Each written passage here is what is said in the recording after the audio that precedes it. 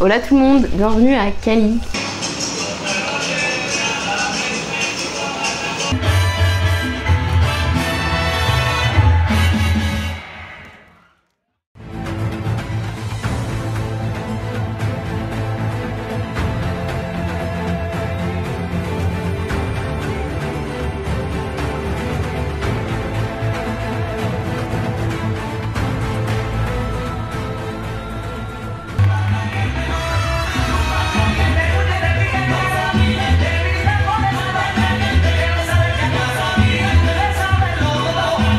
Je continue mes vidéos mais pour te faire découvrir la Colombie cette fois-ci. Alors depuis le Pérou, je suis directement arrivée à Bogota, la capitale de la Colombie.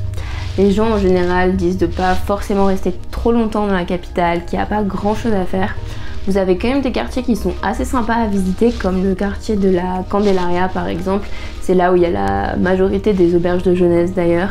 Le soir c'est pas mal pour sortir et la journée aussi c'est très mignon à visiter. Vous avez aussi beaucoup de musées à Bogota, comme le musée de l'or qui est très connu. Vous avez aussi beaucoup de choses culinaires à tester, donc comme le fameux chocolat chaud avec du fromage que vous pouvez voir ici. Donc en fait vous prenez votre chocolat chaud, vous avez un morceau de fromage que vous mettez carrément dans le chocolat chaud, vous buvez votre chocolat normalement et à la fin votre fromage a fondu et vous le mangez à la petite cuillère. Donc c'est assez particulier, je n'ai pas forcément aimé, mais c'est à tester, franchement c'est un test. Bref, je suis restée plusieurs jours à Bogota et ensuite j'ai cherché un endroit où je voulais me poser et rester un petit moment, découvrir tout simplement la culture du pays et puis un peu vraiment m'immerger avec les locaux. Donc j'ai décidé d'aller à Cali. Donc les avis sont vraiment mitigés sur cette ville, il y en a qui vont vous dire qu'ils ont adoré et que c'était trop bien. Et il y en a beaucoup qui vont vous dire qu'ils ont détesté cette ville, que c'est une ville qui a aucun charme et qui est dangereuse. Alors moi j'étais pas du tout d'accord, j'ai vraiment adoré Cali puisque j'y suis d'ailleurs restée 1 mois et demi. Je vais essayer d'un peu vous résumer tout ce que j'ai pu y faire. Alors j'ai pas fait beaucoup de vidéos quand j'étais à Cali, tout simplement parce que j'y pensais pas ou alors juste parce que j'avais envie de profiter de l'instant présent. Et aussi petit détail, c'est pas la ville qui est la plus safe du pays. Donc par exemple, des fois je sortais mon téléphone dans la rue juste pour regarder où j'allais, pour voir la carte. Et les gens eux-mêmes, les habitants me disaient non, non, non, surtout range ton téléphone, sors pas ton téléphone, on va te le voler. Donc c'est vrai qu'en fait c'est les habitants eux-mêmes qui vous font en fait cette peur de vous faire voler tout le temps. Mais d'un côté, c'est vraiment génial, les habitants sont hyper sympas. Vous avez cette partie de la population qui est vraiment très bienveillante, qui est vraiment désolée qu'il y ait d'autres gens qui viennent et qui volent les touristes. Donc moi j'ai vraiment ressenti ce truc, genre ils sont là, ils essaient de vous protéger, ils sont adorables. Et c'est pour ça que j'ai beaucoup aimé cette ville aussi. Pour vous résumer, Cali c'est vraiment la capitale mondiale de la salsa, ils dansent tout le temps, partout, il y a de la musique tout le temps, c'est trop bien, c'est une ambiance mais vraiment unique. Ici ils dansent la salsa caleña, c'est une salsa qui est très rapide, c'est l'une des salsas les plus rapides, donc ça fait un peu peur quand vous voyez les gens danser la salsa, vous vous dites que jamais vous allez y arriver. Donc en effet c'est compliqué de danser exactement comme eux, mais en général quand vous apprenez les bases, vous apprenez plus doucement, donc tout va bien. Et c'est vraiment la salsa partout, donc par exemple que ce soit des bars à salsa comme ici.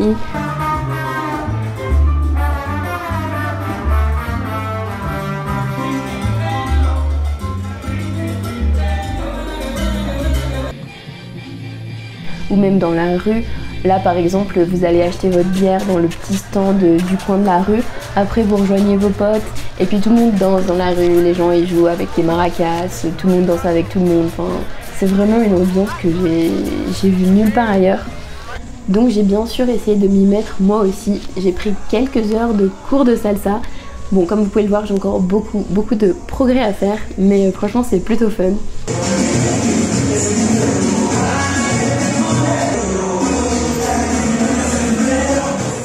À part la danse, c'est la fête tout le temps à Cali aussi. Si vous n'êtes pas forcément salsa, le reggaeton aussi est très présent. Vous allez en boîte et tout le monde danse le reggaeton.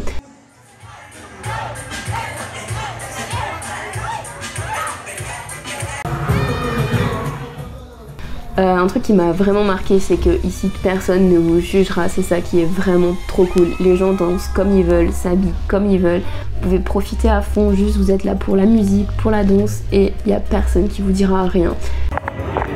On est dans une boîte et il n'y a pas de lumière, du coup il n'y a personne. C'est n'importe quoi. Bref, ici c'est la fête tout le temps et il y a même des feux d'artifice régulièrement. À part ça, comme je suis restée 1 mois et demi ici, j'ai eu le temps d'essayer une bonne partie des auberges de jeunesse de la ville. J'ai commencé à la succursale. C'est une auberge de jeunesse qui est vraiment pas mal si le bruit ne vous dérange pas trop parce que c'est vrai que c'est très bruyant mais c'est plutôt pas mal. Il y a un grand rooftop avec la cuisine, avec un bar. Donc il y a pas mal d'ambiance.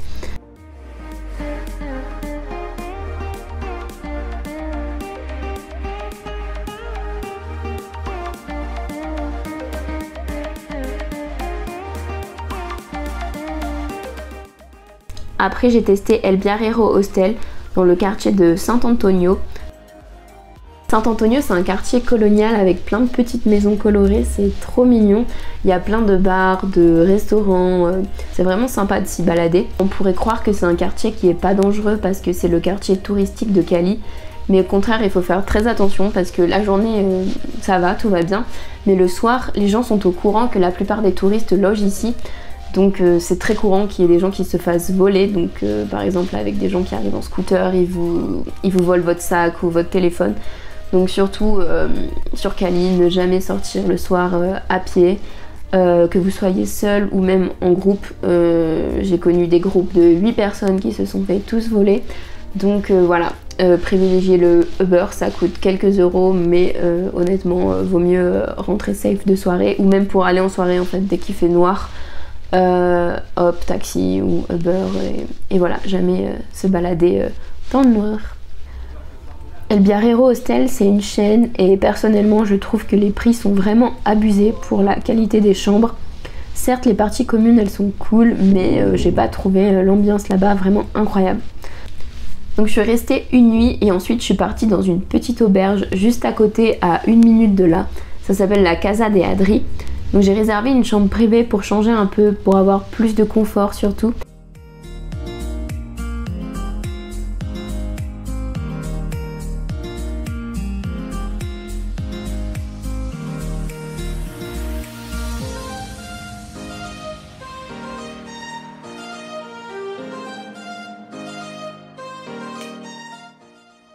Et je suis restée là-bas un moment, c'est vraiment hyper chaleureux, tout le monde se connaît, ça fait un peu comme une grande famille. À la fin j'étais vraiment devenue pote avec le gérant de l'auberge, avec sa femme, avec tous les gens de l'auberge, c'était vraiment cool.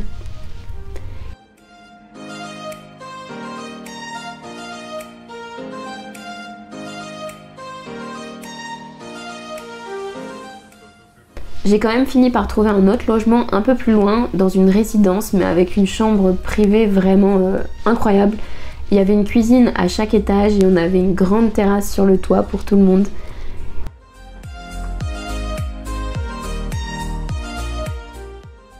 Bon, finalement je suis retournée en auberge, sinon j'allais exploser mon budget. Alors j'ai trouvé cette auberge, mais l'auberge clairement était trop bizarre. J'avais que des gens trop bizarres dans ma chambre. C'était même pas une auberge en fait, c'était un dortoir dans un hôtel, mais c'était dans un sous-sol. Comme vous pouvez voir, là on voit des barreaux. Je suis restée une nuit et après je suis vite partie de là pour retourner dans la première auberge où j'étais au tout début. En étant à Cali, il faut absolument aller faire un tour au marché.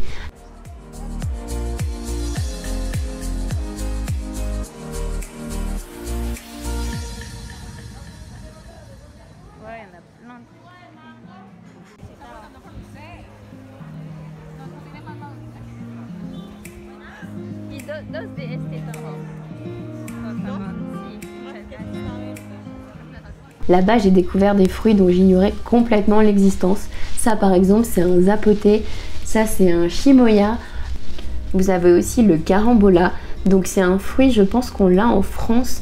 On met souvent ça dans les cocktails. Ça a une forme d'étoile et ils le mettent sur le verre. J'en avais déjà vu donc du coup. Vous avez aussi le pitaya. Donc ça c'est un fruit qu'on rencontre beaucoup en Asie, mais souvent moi je les voyais, ils étaient rouges. Donc ici c'est vrai qu'ils sont jaunes et apparemment vous pouvez en trouver des rouges avec la chair rouge ou avec la chair blanche. Et les jaunes donc ont la chair blanche. Et c'est vraiment très bon. Là c'est Myriam qui filme Shadi en train de goûter le loulo. C'est un fruit qui est acide et la vendeuse elle comprend pas pourquoi on aime bien ce goût. En général eux ils le mangent pas comme ça, ils le font seulement en jus. T'es sérieux mec? En sérieux? Non mais realmente es normal. Para ti es normal. Attends, je vais goûter du coup. C'est super fort. Non, c'est bon. Hein. C'est bon? Mais alors elle est pas forte, il y a un problème. Trata. No, realmente es bueno, ¿no? Ah, si. C'est trop fort, c'est trop fort. Non, mais c'est... Es normal. C'est un truc Como kiwi. Sí, pero es un bueno ácido, ¿no? J'adore ça. No para usted. 10 puntos. Es que en Francia tenemos cornichon. Cornichon es... no sé cómo se pequeñas dice. verdes Ah. que son ácidos. Con vinegar. Con, en boxes. Bah montre cornichon. Il y a plein d'autres fruits, hein. Il y en a des millions, des fruits et des légumes à découvrir ici. J'adore aussi aller sur le marché pour manger parce que c'est vraiment là-bas que vous allez trouver les repas typiques et pour vraiment pas cher.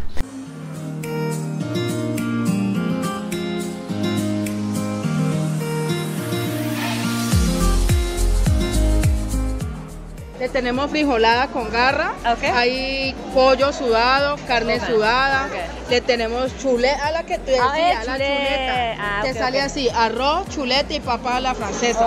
¿Y el plato fuerte, frito? Sí, y el chicharrón.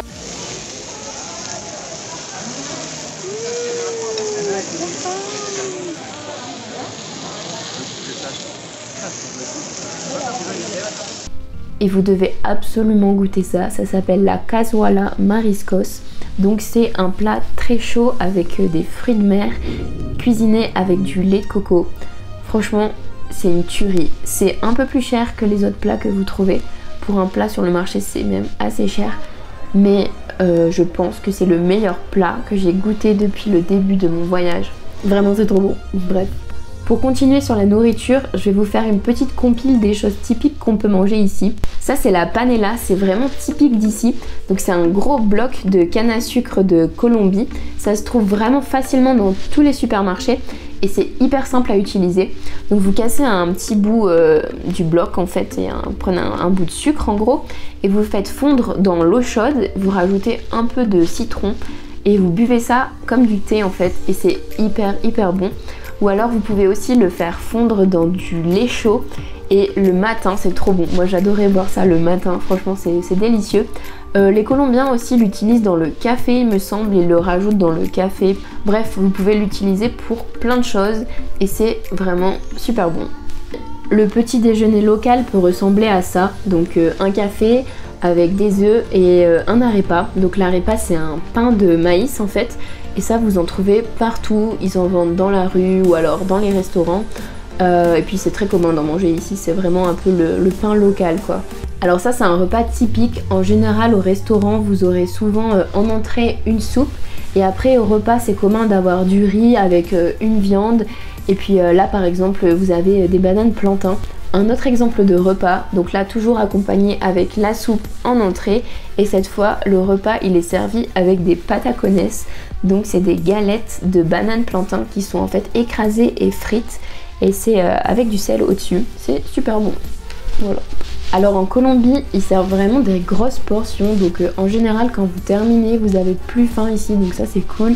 Et ce qui est bien aussi c'est que la plupart du temps il y a une boisson qui est comprise, donc ça peut être n'importe quel jus. Et vous pouvez même demander pour être resservi de la boisson, en général c'est illimité. Après il y a aussi des mélanges très originaux et on se demande vraiment pourquoi ils font ça. Par exemple là j'avais goûté une pizza avec des pruneaux, des cerises, des ananas et j'avoue j'ai pas vraiment apprécié. Et ils adorent le sucré ici. L'une des spécialités ça s'appelle le cholado, donc c'est des fruits avec de la glace, avec du sirop et vous pouvez en plus rajouter du lait concentré. Franchement c'est super sucré mais c'est super bon. Enfin moi j'adore le sucré donc j'ai adoré. Je pense que tout le monde n'aime pas. Mais franchement il y a plein de choses vraiment sympas à goûter. Et il y a plein de boulangeries. J'étais vraiment surprise de voir qu'il y avait autant de boulangeries. Et j'étais trop contente de pouvoir avoir cette petite dose sucrée pour le goûter ou quoi.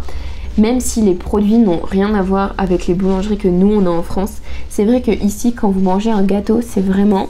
On a l'impression de manger du sucre vraiment pur quoi. C'est très très sucré. Mais bon voilà c'est différent. Et ça fait quand même du bien d'avoir cette petite touche sucrée.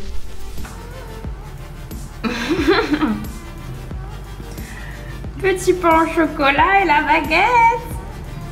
Alors j'ai pu revoir Myriam avec qui j'avais fait mon volontariat avant au Pérou.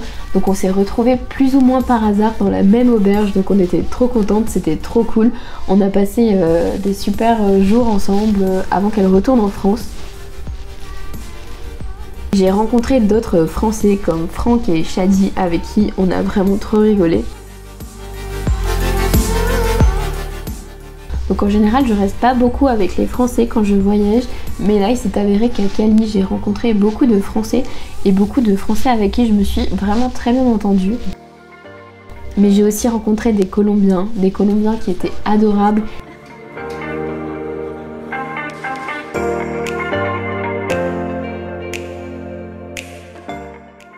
Et tout un tas de personnes qui étaient sur Cali pour plus ou moins longtemps.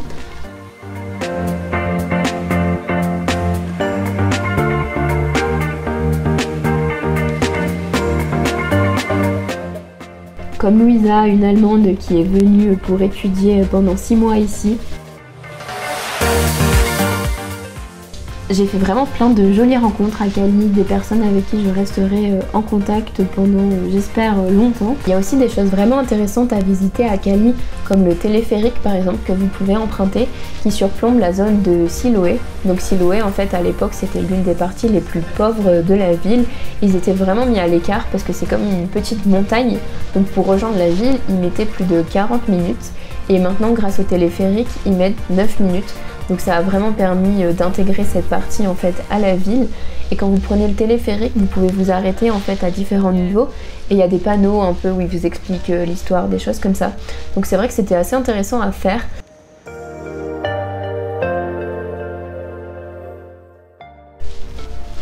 Si vous prenez le téléphérique, je vous conseille juste de ne pas y aller seul, donc soit y aller avec des Colombiens qui connaissent un peu la zone, ou au moins y aller avec des amis, parce que c'est vrai que c'est intéressant de voir cette zone le soir avec les lumières, c'est vraiment joli. Mais donc toujours faire attention quand vous sortez le soir, comme je disais tout à l'heure justement. Comme tu as pu le remarquer, je recommande Cali à 1000%. Si tu aimes la danse, si tu aimes faire la fête ou si tu aimes juste rencontrer des gens, franchement c'est l'endroit idéal. C'est comme partout, il faut faire attention, mais franchement ça vaut vraiment le coup. J'allais oublier, n'oublie pas de t'abonner et de mettre un petit pouce bleu, ça m'encourage vraiment à continuer. A plus!